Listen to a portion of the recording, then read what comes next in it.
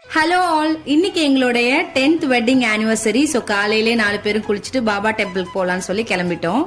இந்த மாதிரி எங்களுக்கு எந்த ஸ்பெஷல் டேவா இருந்தாலும் நாங்கள் ஃபர்ஸ்ட் போகிற இடம் பாபா டெம்பிளாக தான் இருக்கும். ஸோ அங்கே போயிட்டு பாபா கிட்ட பிளெஸிங்ஸ் வாங்கிட்டு கொஞ்ச நேரம் அங்கே இருந்துட்டு அப்புறம் அங்கேருந்து கிளம்பிட்டோம்.